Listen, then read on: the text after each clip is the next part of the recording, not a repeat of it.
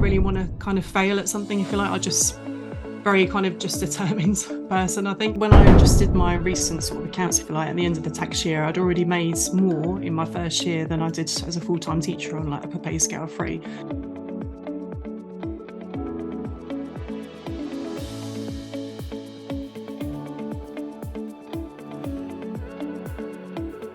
Hi, welcome everybody to the latest episode. We've got Rysia with us today. Rysia, we connected probably about a month ago, I think, maybe. Yeah, I think I started recent, putting out a post on Facebook in the group about, sharing links and things, and you messaged to say, look, is it okay if I post this particular thing? And I was like, yeah, of course, that's fine. But what I do is I'm not going to explain it because I feel like I should hand over to you because you'll be way better about it than me. So welcome to the podcast. It's a pleasure to have you. Do you want to just give us a brief introduction about what you do and what you're currently offering? Okay, yeah, no, thanks, Richard, for having me on the podcast. So my name is Rysia Connolly, and basically I am a fully qualified science teacher. I've been teaching in London schools for 17 years. And then in February of 22, I left the classroom and decided to start up my own tuition business called Simply Science Tuition. And now I run weekly booster groups for secondary science students, so all the way from year 7 up to year 11. And I've been doing that now for almost a year and a half, and I've had really good success with it, luckily. And now I'm branching into helping other tutors or other teachers as well to start up their own tuition business too. I mean, it's a great job. Yeah, exactly. I love it. Okay, so you're saying about success. That's one thing that we've been speaking a lot. I've just finished an 8-week course working with tutors, and one thing that we spoke about a lot, and it kept coming up in various forms, was success. This idea of success. So when you say that you started in February 2022 and it's gone really well, what does that success look like? What is it? What's happening in your business where you go, do you know what? This is going really well. When I just did my recent sort of accounts, if you like, at the end of the tax year, I'd already made more in my first year than I did as a full-time teacher on like a per pay scale 3. And that's just in the first year. Yeah. The upper pay scale 3, so you're earning more, and that's London. Is that with London weighting as well? London weighting as well. Yeah, that's pretty good. So, and that's just in the first year. So not to sort of boast, but just to sort of show that, it totally is possible to, achieve, at least your salary from what you were on before. So I think that we need to normalize, in my opinion, we need to normalize talking about the money side of stuff, because we're in business, and businesses are about sort of marrying together that value and earning a profit.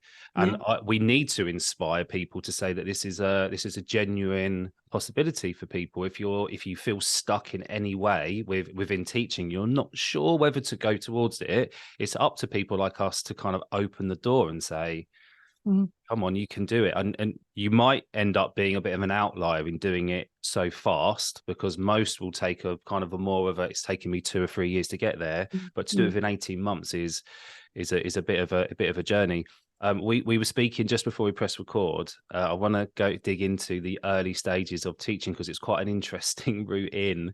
And for most of us, I think, for me, actually, I say most of us, let's just focus on me. I think I would have crumbled under the pressure you had.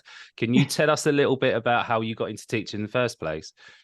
Yeah, so basically, I did my degree at Leeds University, and originally I'd always wanted to be like a doctor, but I didn't quite get the grades, if you like, to do medicine. So I did medical science and got my degree there. But then when I finished my degree, I thought, well, by doing medical science, it's going to give me a lot of opportunities to work in hospitals, things like that. And I actually found I was kind of like a jack of all trades, but like a master of none, if you like. So I wasn't really qualified to do anything. So I didn't really actually know what to do as a career, and I'd never thought about teaching at all. So I took some time out and did some traveling, did some bar work, things like that. And then all of a sudden, one day I just saw an advert for something called Teach First online, which I'd never heard of before. And it was basically saying you can move to London and train to be a teacher. And I thought, that sounds interesting.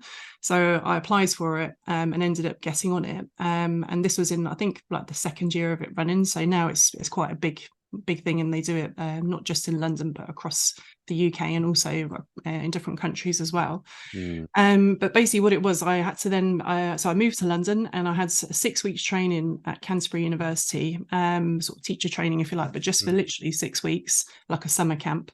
And then they place you into London schools. At the time it was just London schools, but really challenging, underachieving schools. And you're literally placed into a school, you've got a full teaching timetable, and you just sort of sink or swim really, I think. Wow. And you're committed then for 2 years, and after your first year of doing it, you then become a newly qualified teacher in NQT at the time. And then after the second year, you can then decide whether you want to stay or if you want to go into business, because they also give you some business training as part of the course. Isn't it? Like we was talking before, and I was like, wow, what a weird route and kind of weird things in different places. But I mean, it sounds like it's probably put you in a good stead into the next sort of phase of your careers, which is quite a good thing. But the idea, I think the thing that would scare me the most, and I have a little bit of a background story on this, would be to go and do this tiny bit of training, and then just to be put in front of a class, be like, I'm just not sure I could do that. And I did a GTP, which I think they've changed the name now. I can't think what it was. My husband did that. I did it. Yeah. And it was like, so it's a year, basically a year's training. And in good, this was back when it was still quite good. I don't know whether, I know it's changed and a lot of them have their own classes now, but I was partnered with an experienced year 6 teacher, and a lot of it up until December-ish was a lot of observation. So you just observe the teacher, you do a little bit of teaching, and it's very much a staged process until by the end of the year you're teaching. But I was partnered with a really experienced teacher in year 6, but then also with the previous year's GTP who was teaching at the school. So between us, we had sort of the experience of the teacher, the experience of someone who'd done it before. But the girl who had done it the year before, her teacher went on long-term sick. And so she was stood in front of like a year 2 class with no teaching experience and just had to basically do what you did. And I was like, I don't know how you did that. Like, I just, like, that blows my mind, considering like I could just watch for a bit and go, right, that's a good idea. I quite like that. And have no idea about planning, no idea about assessments. Like, that's such a, like, baptism by fire. So how did it go? What was the challenges in that experience? Yeah, it was definitely tough. I thought about quitting like a number of times in those 2 years. So and I was living at the time, like my housemates were on the same course, if you like. So we're all kind of, that was pretty good, to be honest. We had like the camaraderie, if you like, sort of help each other. But yeah, I don't know. I've always been like, I never really want to kind of fail at something, if you like. I just very kind of just determined person, I think. So I just wanted to get through it, and then at least I thought, well, even if I can just do the 2 years, then at least I'll have a qualified teacher status under my belt. So then that would give me options in the future, etc. So I just kept pushing and pushing until it got to the end of the 2 years and managed to do it. And then after that, I thought, actually, I quite like it now, and I ended up being, quite enjoying it and quite good at it. So I just decided to stay, and then I just ended up staying in teaching for 17 years after that. 17 years, yeah, it's a long time, isn't it? It's a long time. Was there a point in your teaching career where, let's say, where it was really good, like at the beginning, maybe it was good all the way through, but there was a point where you were like, at any point in those 17 years, you're like, do you know what? I think there's more to come, like from you personally, or was there a point where you went, no, this was the line where I went, no, I'm not doing this anymore. I need to look at something different? Yes, after having children, that was my turning point, 100%. So like at the moment, I've got 2 children. One's nearly 7 next week, and the other one's 8. So we're quite close in age. Yeah. And when I had them, that's when it basically all kind of, I just thought, I'm not sure about this anymore, because obviously, as everyone knows, if you're a teacher and you're listening, it's a really intense job, as it is anyway. And then if you bring little children into the mix, childcare, etc., sleepless nights and all that, I'm sure the parents can identify. It makes it, even harder. Yeah. So yeah, that was definitely the point for me. So once I took 3 years out for maternity because they're so close together. I couldn't then afford to go back to the classroom because childcare. So I took 3 years out, and then after my second child, then went back to the classroom and went straight back into full time because I needed to earn the money, because obviously I'd had 3 years out. And we managed it because my husband's a teacher as well. So we basically managed it, but it was tough. You're basically working all day long at school, then you're coming home and you're having to do bedtime, tidy up the house from the morning, walk the dog, all of those things. And the weekends are just basically doing all your washing and the children's homework, stuff like that. Yeah. And I just thought, I'd felt it for a number of years, but I had to sort of convince my husband, to be honest, to let me not let me, but no, I know what you mean. Agree with what I wanted to do, which was I don't know whether you saw it, Risha, but about 2-3 weeks ago, I put in the group about experiences of then, like you saying to somebody, I might have been colleagues, but for you, it might have been your husband as well. Like, I'm thinking of starting up this business, and then the responses that you get. And I was quite surprised by the responses in the group because actually they were largely positive. Whereas people I speak to like this, either on the podcast or privately through messaging or maybe through the coaching and doing that like one-to-one work, is largely like people, not like it's a negative thing, but there are doubts, and people will go, well, I'm not so sure about this because you're a teacher, it's a steady job and you've got money coming in, and we've got the mortgage to pay or car payments, and we want to go on holiday and all that kind of stuff. Was that something you had to overcome with your husband? Yeah, I mean, it's definitely, I think, purely financial reasons. I think he believed in me, and he does believe in me. So it wasn't that. It was literally just worried, if I could still make my contribution to the family, if you like, from my job. So but to be honest, I use that as a real I can't think of the words, like pusher, if you like. It basically it really pushed me to make it then a success, because I knew I had to reach a certain financial point each month, so I had no choice. Otherwise I'd end up going back to classroom. And it's not that I hated the classroom, because I loved it. I really, I loved my job. The school I was at was the best school I'd worked at. The children were really nice. It's just all the other side with having children myself. So I just basically used it as a real motivator, and I just kind of, without sounding cheesy, but there's no like option to fail in a way, kind of thing. I didn't want to go and do supply work, not as anything wrong with that, but just for me personally, I didn't want to then go back to like, possibly like a school that has challenging behavior, etc. I just didn't want to do that.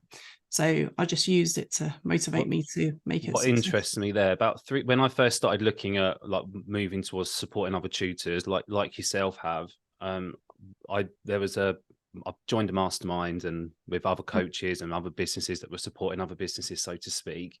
And there was a speaker who was part of the business, but also done his own thing. And he was talking about this guy called Ryan Pinnock. He's well worth following. He runs something called Super Genius. He is a bit of a genius, actually.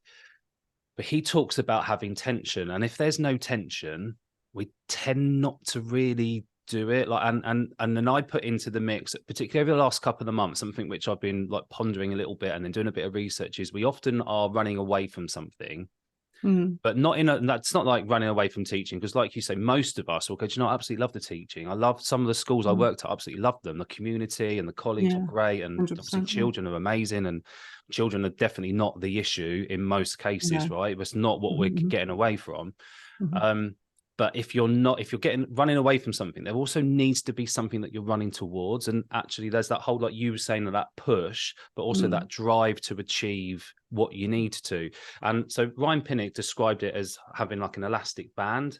And he was saying you could put an elastic band on your thumb, and if there's no tension, it just drops. And that's like our motivation and our drive to achieve something. But if there's tension in there, there's also energy.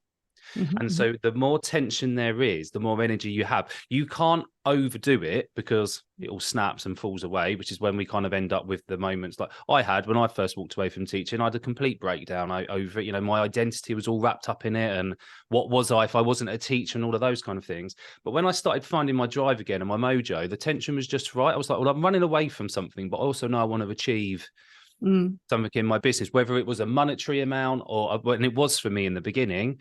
But then when you kind of get that point, what's the next? What's the next? But we definitely need that tension in our lives. I think that just reminds me, there's a saying, I don't know who said it, but it's the pain of not leaving the pain of not doing something is greater than the pain of staying, or something. So if you reach that point where it's more painful to stay than it is to actually take the leap and try and do something else. Yeah. And I I quite like wonder. that. I wonder if we share sort of similar people we listen to. So I listen Yeah, to a lot to like Stephen Bartlett's the easy one, the yeah, Diver me too. CEO. That's amazing, and you the people he connects with. But Ed, have you heard of Ed Milet? No, I haven't He's actually. No. one you should definitely have because he's Oh. very similar in a way. He's American, and there's a different perspective on it. But I really like his message, which is similar. Is Um, Mel Robbins or not? yeah, Mel Robbins, yeah, amazing. I But love then Mel Robbins. Yeah, yeah, but then also Tony Robbins as well. yeah, Tony Robbins. Yeah, 100%. Although I was looking at go because he's in Birmingham, I think in Yeah, next yeah, he week. is, isn't he? In September. But I I was think. looked at the cost of Yeah, sitting me at the too. back row, and I was like, no, I Yeah, don't think so. it's like I £800. Yeah, well, there I was looking, it's like 3.5 grand. but that I think that's if you do firewalking and stuff as well, Oh, isn't is it? I was looking it? at some of them. I was like, whoa.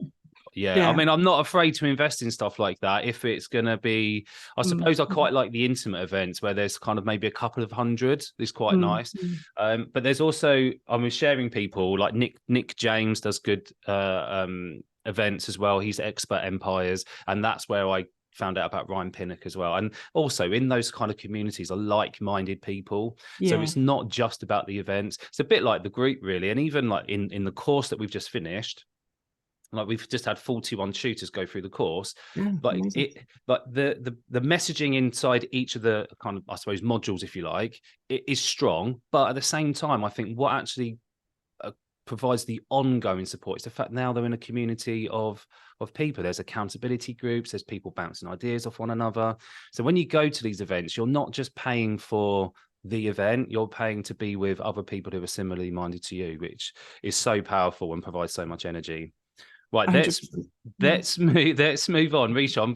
Because I'm really conscious that I want you to be able to share the stuff that you've moved towards more recently, which Mhm. is like the tutor toolkit. Is that right? That's right. Yeah. Tell us a little bit more about the transition from being the tuition business into helping and supporting other tutors. Mm. Yeah, so basically I'm still running my Simply Science tuition. Yep. That's all still running as it is, but I kind of feel like now I've got to a point where, touch words, hopefully it's kind of not running itself, but I don't have to kind of graft as much in terms of getting new students, etc. Touch Yeah. words. Yeah. I've had like a lot of messages and DMs from other tutors over especially the last 6 months or so, asking me for help or my opinions, or how do I do this, how do I do that, on Instagram or on Facebook, but more Instagram, to be honest. So I've been helping kind of people behind the scenes, if you like, and then it just made me think, well, actually, there's obviously like a demand out there, and I was like that once myself. Yeah. So then I thought, well, actually, I'd always been interested in starting an online course anyway, as something I wanted to do. And initially I thought about doing it for science, but to be honest, it didn't really kind of light my fire, if you like. So when I then thought about doing it for tutor support, actually, yeah, this is a good idea. So it initially started as like just a little idea. I'm just going to do a little course and then I can just sort of sell it on the side, but a bit of like passive income, if you like. But now it's kind of like turning into like a second business. Yeah. It's kind of like organically sort of growing already. So basically what it is, at the moment, I've designed like an online course, and it consists of 10 modules, or 10 toolkits, sorry, I should say. It's called the Tutor Toolkit. And 10 modules, and basically there's 40 video sessions in there. So I spent 4 months basically creating, writing, recording, editing, uploading, etc., the whole course myself. And I've basically done it on everything that I've learned over the last 18 months, and all the things which I think are the really sort of essential and useful things for someone that's either left the classroom and is struggling with the start of their tuition business, or someone that's still in the classroom and they're thinking about it. So basically there's a whole course, like I say, 40 sessions, all self-paced, self-led as well. So you could watch it like one session a day, if you like, over 40 days, or you could sort of binge watch, over a few days if you wanted to. And the idea is that obviously there's a lot of us out there now, I think, helping other teachers and tutors to start in this area. And there's like memberships, as there's certain like courses which some people run for a few months, but this one I wanted to be like a self-led course, because I know, like with me, for example, I'm very much I want to know, and I want to know now kind of person. Yeah. Like how to do something. I don't really want to necessarily spend months or 6 months or something learning something. I just want to know, right, how do I do this? And then I want to get out there and implement it, if you like. Yeah. So this course is ideal for that type of person, I would say. Yeah. So if you're sort of quite self-motivated, so you just want to just get on with it. And you can also, I've now adapted it a bit as well, where you can, if say, for example, you're a tutor and you're already running your business and there's only just say one area, say social media, that you're struggling with, you can buy just a social media toolkit rather than the whole course, or a bundle of free toolkits, if you like. So, and then I've got other plans as well for the course, but that's where we're at the moment. Okay. With the Tutor Toolkit. So how do we find you? What's the best way to kind of connect and get to know you a little bit more? So I'm on LinkedIn, obviously, as Rysia Connolly, and then on Instagram, so at the Tutor Toolkit, and also on Facebook, the Tutor Toolkit, and my website, www.thetutortoolkit.com. Great. So there's like a number of ways for people to kind of land on your stuff and start to get to know you a little bit more, have a bit of a look through to see how it feels for them. I like the idea of that self-paced. I've done this before with courses in the past, particularly with things like social media and marketing. There's another lady, not for tuition, but just in general, a lady called Laura. I always forget her last name because I just know her brand as Worditude, but she is amazing. She does something in a really similar way where she has like the pre-recorded stuff with all of the supporting documents, but you can just go through it at your own pace. And I really like that approach because, like you say, sometimes you just need to know. Like if I want to do something with social media, and if I signed up for a course, it's not until week 4. That's a month away. Yeah, I exactly. could really be like implementing straight now or straight away, which is a really nice way of doing it. No, exactly. Yeah, you can literally just choose what suits you at what point. So yeah. I think going backwards slightly. So when you were sort of doing your that kind of switch, you had started having children, your family, and there was that little kind of thing in your head, like, oh, do you know what? I actually think that going back to school isn't like I think you put like that fire in your belly anymore. It's not quite what you want to do. You think there's a better way of making money, but also still using your skill set. You saying about the course, the business course, or not the business course, but the idea of what was it, so with the teach first. Oh, what, that started me off on this journey with the tuition? Yeah, was that something that you leant back on at all? To be honest, it was one of my friends. She had basically done it. She'd left the classroom a year before, and she told me all about it. So she came to visit us once one weekend. I think it was over Christmas, like a few months before I left. So 21, I think. Yeah. And she was telling me all about it, and I was like, oh, okay. Because to be honest, I've always wanted to run my own business anyway. I just wanted to know what in, if you like. Yeah. So I run a few things before in the past. But and she told me all about it. And I thought, actually, there's something in this. So then I just started looking into it. And I thought, I think it's, it's quite not easy to set up, because it isn't at all. But I thought I could see myself doing it, and I could see it being lucrative, and a route out of teaching, but not teaching, but just out of that lifestyle of literally running out the door up by 7, getting home at 6 o'clock, like absolutely shattered, kind of, a different lifestyle. Basically, that's what I wanted. So What were the biggest challenges when you first came out of teaching, you started your business? What were the things that you had to overcome that perhaps were a little bit unexpected or you didn't really plan for? Definitely confidence, 100%. So especially, as you know, on social media, etc., you've got to be really as visible as possible. And obviously that, it takes a certain amount of confidence, and I definitely didn't have that at the time. So I've had to do a lot of self-development, if you like, on that, listening to, like we're saying, a lot of these podcasts every night. Pretty much I listen into a podcast as I go to sleep, trying to just change my mindset on a lot of things, because again, might sound cheesy, but your mindset is so important when it comes to, running tuition business or anything in life, isn't it? It's not cheesy. It's like it's important because your inner voice basically guides you and decides how you feel, and you're managing that mood every day. You're managing that mood anyway, but you're, as a teacher, full-time teacher, you're managing your mood. But generally what we do is we get to school and we ignore it. Because you just have to get in front of the class and do what you do.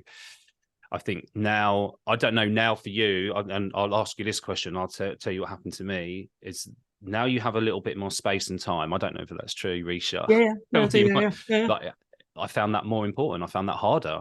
No, No, 100%. It's, I mean, like now, most of my days, like for example, I now drop my children off at school 8:45, so I don't have to go to breakfast club anymore. But then I have to pick them up at 3 o'clock. So I've got that 6 hour window. But really, by the time I've got home, tidied up, walked the dog, I've got 4 hours a day, if you like, to literally squeeze everything in that I want to get done before they then come home, and then I tutor in the evening. So but also I'm on my own for those 4 hours. And to be honest, I really like that because I've spent so much time, so many years, like running rounds. I literally have headspace now. I'm busy, but I can then have that headspace to do those things all. And you have to think. It makes you sort of think a lot and self-reflect. But that's a good thing, I think. Whereas in teaching, like you say, you don't have that time. You're literally rushing around all the time, here, there, and everywhere. So that's been really good for me. I've really enjoyed that.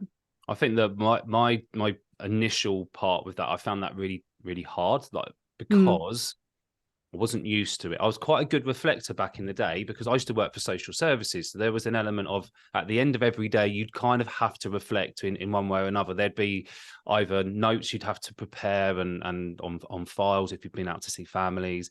You'd also be really meticulous about your notes because it's a legal document, and so you're kind of forced to do it. And then and also you had monthly supervision, which was always a lifesaver. And then when I went into education, which is a few years after, there was none of that. In my first year, you had to reflect on everything. It was like reflect on every lesson, reflect on every day. And then I qualified. You don't reflect at all. Like I did my probably similar to you, 1 year of NQT stuff, like, so you get an extra 10% of time to work things out, and so you don't get don't drown in the work. But then there was no real time for reflection even with that, and that was something that just left my life for 10 years. And then suddenly had a bit of time and I wasn't really sure what to do with it. I was out of practice, and so I had to kind of step towards it a little bit more. And then as I did that, after a while, took quite a long time, I think about 7 or 8 months, that was when, like, the business was going really well, similar to what you were saying. It was not running itself, but I wasn't having to graft that. I've got to do this. I've got to sort my social media out. I've got to have all these other things running in the background. It was just starting to work on its own that I was like, actually, I can be looking at other things. I've got time during the day. There's the extra time in the evening, which I'd never had before. And new ideas start to spring. Your mind comes to life again. Like Sharon Corley, she talks about, like, the pit pony. You come out of the pit, and she's like, suddenly you see this whole world out there. And I think that's such a nice analogy. It's like the best thing. Like, yes, you start looking around and you go, I could do this and I could do this. That's the thing, that video, I watched the pit pony, and that was one of the main things that inspired me as well. It's a brilliant video. So 100%. And I mean, it's like now, like you say about ideas, because that's hence like the tutor toolkit, if you like. If I wasn't doing the tutor toolkit now, I could literally putting my feet up in the daytime, kind of, just run, like, tutoring in the evenings. But I think that, especially, I think if you are quite sort of entrepreneurial, I think then, like you say, new ideas do come. You think, oh, actually, look, I can do this and I can do this now. And so I think it's really good. It's nice. It is, and also on the flip side of what we're talking about in terms of business and being entrepreneurial, there's the idea that we are providing a service, and so the service has to have value, and then that's at the heart of everything that we offer. Then things generally move forward anyway. Like, so people will come and find you, the people who kind of resonate with your ideas and what you offer and how you offer it, and suddenly things start to grow and develop. And as more people move towards the service that you offer, whether it's in the tuition world or whatever business you run, you'll get feedback. You'll start to go, and if you are self-reflective and you're thinking, how can I improve this? What could I be adding to add more value? Your life doesn't stop, actually. You end up replacing, like, your headspace with teaching, with headspace with your business. But it just feels different. And like the energy, and I say about the tension, it's that you can control the tension more. I'm thinking about the elastic band analogy from Ryan Pinnock, that you can slow down. I find that hard now. I've gone the opposite way. Whereas before I'd managed my mood and sort of moved away from being overwhelmed to with other thoughts. I've kind of gone the other way where I need to learn to switch off. Yeah, I'm the same though. I'm the same. But it's really hard. Yeah. But when you listen to other entrepreneurs though, Rysia, it kind of feels that that's just par for the course. I don't know what you feel. Well, I was thinking the other day, I don't know, is it a personality trait or is it a teacher trait as well, maybe? Because I don't know, I think a lot of teachers were very obviously hard working on me. We're so used to working on that adrenaline, you're looking forward to the next holiday kind of, and you're just pumping, every day. I don't know, maybe it's just because, like you say, you've especially been doing it for a long time. So maybe after 17 years of doing that, I just find it hard not to do that. Or maybe it's personality. I'm not sure to the answer. Maybe it's a bit of both, because No. I know people who have left teaching and they're absolutely fine, and they don't get overwhelmed by these, I suppose they're not weird thoughts, I was going to call them, but these things that you just go, I could be doing this, I could be doing this. And I often say, look, it is genuinely the last thing I think about before I fall to sleep, and it's the first thing I think about when I wake up. I can't wait to get up and start. Yeah. That's always the drive. I was going to ask another question, or what was I going to say? What were we talking about before that, Michelle? We mentioned like Pit Pony. We were talking about Sharon. I know what I was going to say. So when you first reached out with that message, say, can I put this on there? And I was like, yeah, definitely put it on. Because I genuinely think, like, even though that's a large group, not everybody in that Grow Your Tutoring Business group is going to watch my stuff and go, I really like this. Like, they're going to be people who go, it's okay, but they're looking for something different. So I think there's a whole world out there for everybody to kind of fit in their own space. So I'm always open for that collaboration. And when I was looking through your stuff, your tutor toolkit, I'm going to call them modules. What do you call toolkits? The toolkits. One of them is branding, and that made, when I first created it was a 6-week course at the beginning. The first one I did was 6 weeks. Branding was an actual module, and it was in the second one. But in both courses, the feedback was, the branding, I'm not sure we need it, so I took it away. And I didn't, and I've kind of replaced it with other things and got feedback along the way. But I think branding is such an important subject.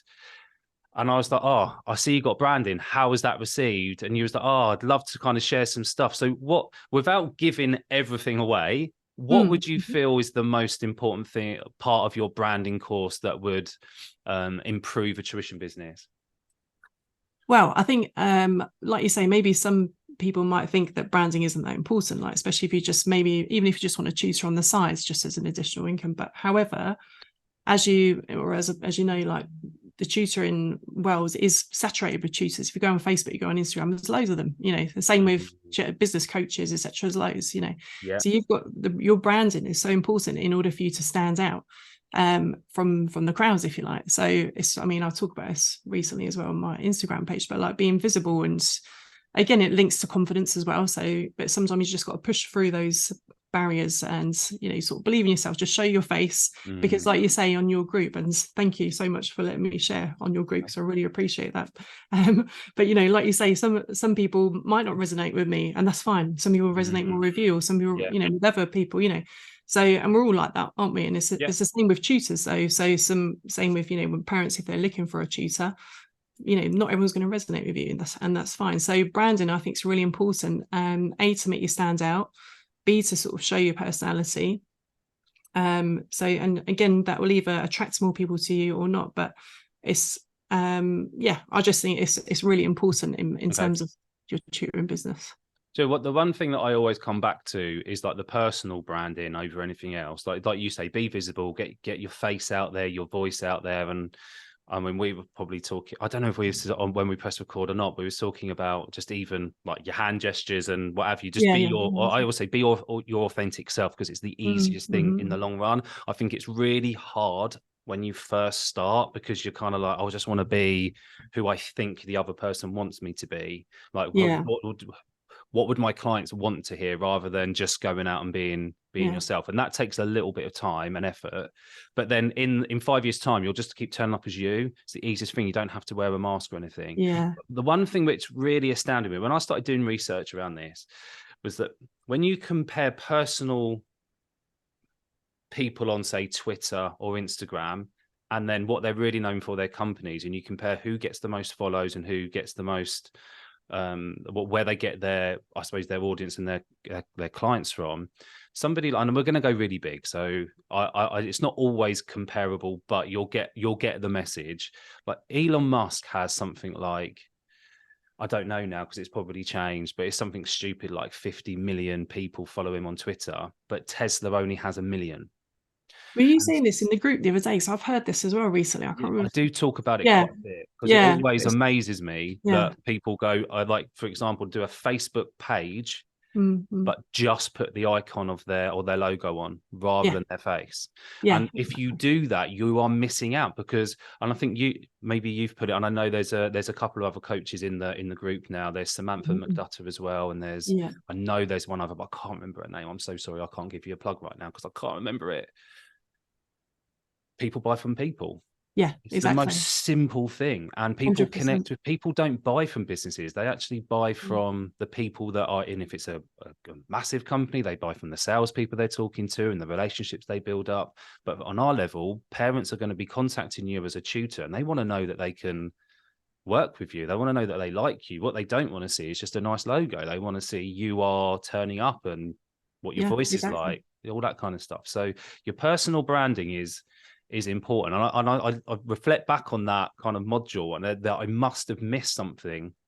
There must be something in the messaging that I haven't got right yet. So I haven't put it out there because it's not right, and I haven't reflected on it for a while. So I think as another thing as well is just to also bear in mind that your branding will change over time as well. So, and I think maybe a lot of people worry about it because they think, oh, I don't want to make the wrong decision in terms of like the colors or how my posts look, etc. But it's kind of like organic as well. It will develop and change over time. Plus also maybe you might initially have a certain idea of a certain group of children you want to tutor, and then it kind of naturally goes a different direction. So I think it's important not to sort of feel restricted by it. Just make a decision, just start, and then you can always change it. It doesn't have to be set in stone as well. That's so people, that needs to be written down, because it's so true. And because we can feel trapped by our initial plan or strategy, or like you say, the branding we choose, or the ideal client that we've written down. Just change it if it's not working, or it just changes over time anyway. This is happening to me right now. I'm hiring some other tutors. I've always been Mr. C's tutoring for the last 5 years. It's not going to be Mr. C's tutoring anymore because there's other people. It has to change. It has to change. And it's not easy because you're kind of letting go of stuff, and it's a bit uncomfortable. And I wriggle about a little bit when I do it. And the new messaging is, Kudos Education. I haven't changed my name on Facebook yet because I don't want to, but I've got to. I kind of feel like really attached to it. But we have to change stuff over time. Nothing's going to be the same. In 5 years from now, like if you keep moving and progressing in your business, 5 years from now will look different and feel different. 100%. Right. So Rysia, is there anything else right now that we need to talk about or share that we can help and add value to people's or tutors' lives?